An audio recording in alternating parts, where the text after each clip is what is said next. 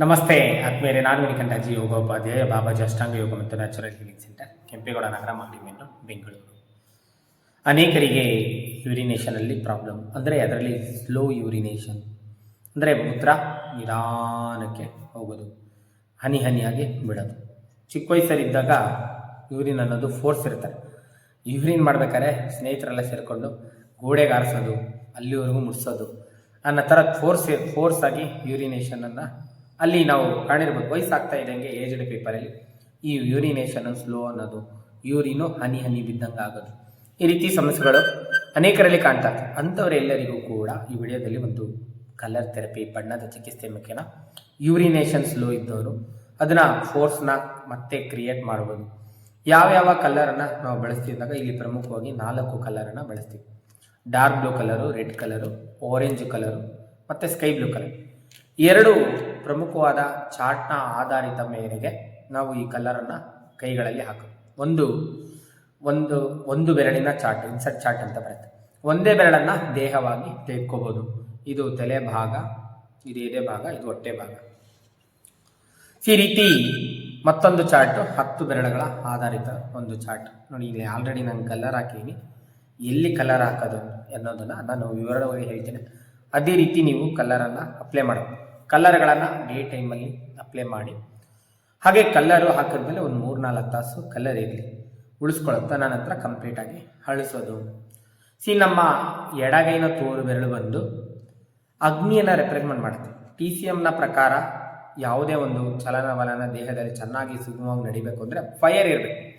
ಆ ಫೈರನ್ನು ತಂದುಕೊಡೋದು ಯಾವುದು ಅಂದಾಗ ಎಡಗೈ ತೋರು ಬೆರಳು ಅಗ್ನಿಯನ್ನು ಪ್ರತಿಪಾದಿಸುತ್ತೆ. ಅಲ್ಲಿ ನೀವು ಹಾಗೆ ಯೂರಿನೇಷನ್ನು, ಅದರ ಫೋರ್ಸು, ಅದರ ಚಲನವಲನ ಅಂತ ಬಂದಾಗ, ದೇಹದಲ್ಲಿ ಯಾವುದೇ ಚಲನವಲನ ಅಂತ ಬಂದಾಗ ಲಿವರ್ಗೆ ಟ್ರೀಟ್ ಮಾಡಿ.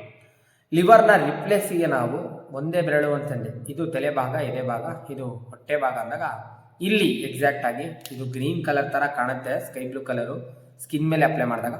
ಅಲ್ಲಿ ಲಿವರ್ನ ರಿಪ್ಲೇಸಿಗೆ ಚಾರ್ಟಲ್ಲಿ ನೋಡ್ಕೊಳ್ಳಿ, ಲಿವರ್ನ ರಿಪ್ಲೇಸಿಗೆ ಎಕ್ಸಾಕ್ಟಾಗಿ ಒಂದು ಸ್ಕೈ ಬ್ಲೂ ಕಲರು ಡಾಟನ್ನು ಹಾಕು. ಹಾಗೆ ಅದೇ ತಲೆ ಭಾಗ, ಎದೆ ಭಾಗ, ಇದು ಹೊಟ್ಟೆ ಭಾಗ ಅಂದ ಯುರೇತ್ರ, ಇನ್ನು ಯೂರಿನ್ನ ಹೊರ ಹಾಕುವಂಥ ಜಾಗ ಬಂದು ಯುರೇತ್ರ ಜಾಗ ಬಂದು ಇಲ್ಲಿ ಈ ಭಾಗ ರೆಪ್ರೆಸೆಂಟ್ ಮಾಡ್ತಾ ಚಾರ್ಟ್ ನೋಡಿದಾಗ ಅಲ್ಲಿ ಒಂದು ನೀವು ಈ ರೀತಿ ಸ್ಕೈ ಬ್ಲೂ ಕಲರ್ನ ಹಾಕು.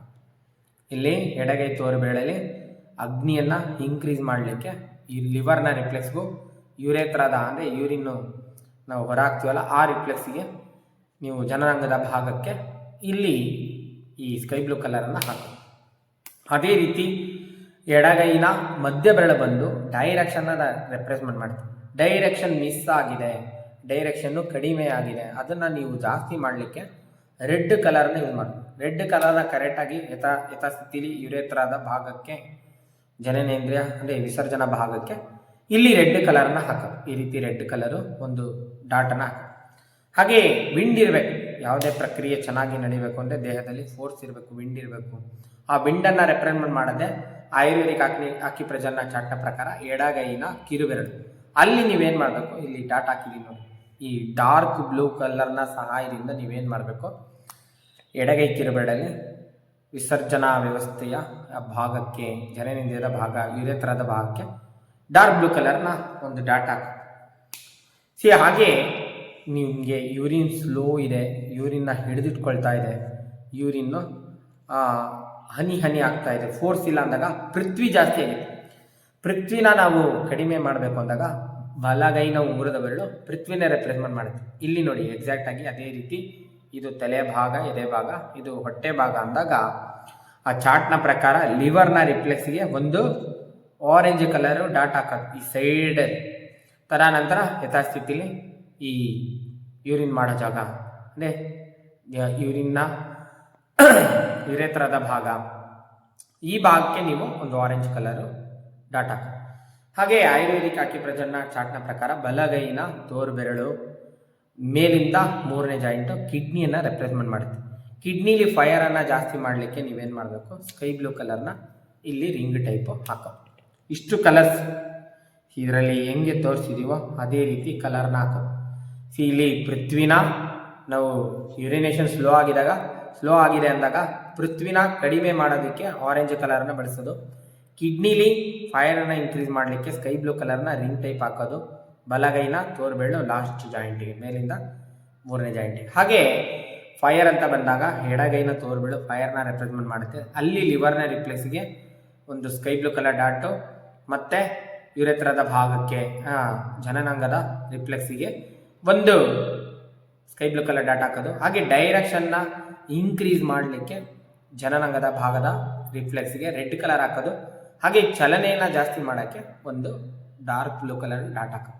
ಇಷ್ಟು ಕಲರ್ಸನ್ನು ನೀವು ಪ್ರತಿದಿನ ಅಪ್ಲೈ ಮಾಡಿದಾಗ ನಿಮ್ಮ ಯೂರಿನೇಷನ್ ಸ್ಲೋ ಇದ್ದರೆ ಅಲ್ಲಿ ಫೋರ್ಸ್ ಕ್ರಿಯೇಟ್ ಆಗುತ್ತೆ. ಫೋರ್ಸ್ ಕ್ರಿಯೇಟ್ ಆಗೋದನ್ನು ನೀವು ಕಾಣ್ಬೋದು. ಪ್ರತಿದಿನ ಡೇ ಟೈಮಲ್ಲಿ ಈ ಕಲರ್ನ ಹಾಕ್ಬಿಟ್ಟು ಒಂದು 4 ತಾಸು ಉಳಿಸ್ಕೊಳ್ಳಿ. ತದನಂತರ ಕಂಪ್ಲೀಟಾಗಿ ಅಳಿಸಿ. ಸೊ ನೀವು ಚಾರ್ಟನ್ನು ಇನ್ನೊಂದು ಸಲ ಕ್ಲೀನಾಗಿ ಗಮನಿಸಿ. ಲಿವರ್ ರಿಫ್ಲೆಕ್ಸ್ ಎಲ್ಲಿ ಬರುತ್ತೆ, ಹಾಗೆ ಯುರೆತ್ರದ ಆ ಜನನಾಂಗ ಭಾಗದ ರಿಫ್ಲೆಕ್ಸ್ ಎಲ್ಲಿ ಬರುತ್ತೆ, ಅಲ್ಲಿ ಕರೆಕ್ಟಾಗಿ ನೀವು ಕಲರನ್ನು ಎಕ್ಸಾಕ್ಟಾಗಿ ಹಾಕಿ. ಸೊ ಚಾರ್ಟ್ ನೋಡಿಕೊಂಡು ನಿಧಾನಕ್ಕೆ ಕಲರ್ನ ಹಾಕ್ಕೊಳ್ಳಿ. ವಿಡಿಯೋದಲ್ಲಿ ತೋರಿಸಿರೋ ಥರನೇ ಕಲರ್ ಹಾಕ್ಕೊಳ್ಳಿ.